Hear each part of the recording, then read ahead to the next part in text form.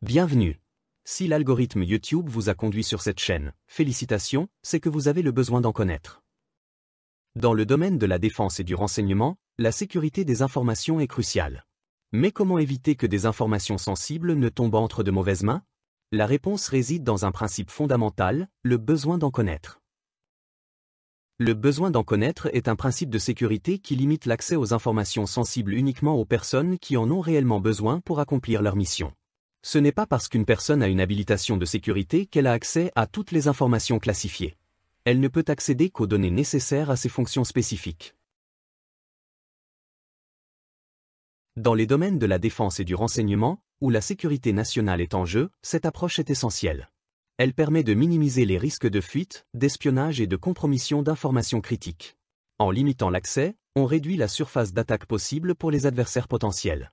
Même au sein des agences de renseignement, les informations sont souvent fragmentées, chaque acteur n'ayant accès qu'à la partie du puzzle qui le concerne. Imaginons une opération de renseignement pour surveiller un réseau terroriste. Les analystes chargés d'interpréter les communications n'ont pas besoin de connaître les détails des opérations sur le terrain.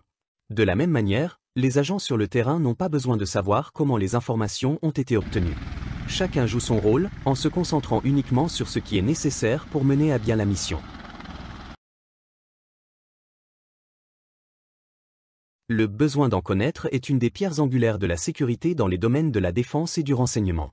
En s'assurant que seules les bonnes personnes accèdent aux bonnes informations, ce principe protège non seulement les opérations, mais aussi la sécurité nationale dans son ensemble.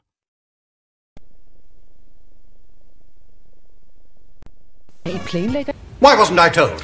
The Home Secretary might not have felt the need to inform you. Why? Perhaps he didn't know either. Or perhaps he'd been advised that you did not need to know. Well, I did need to know.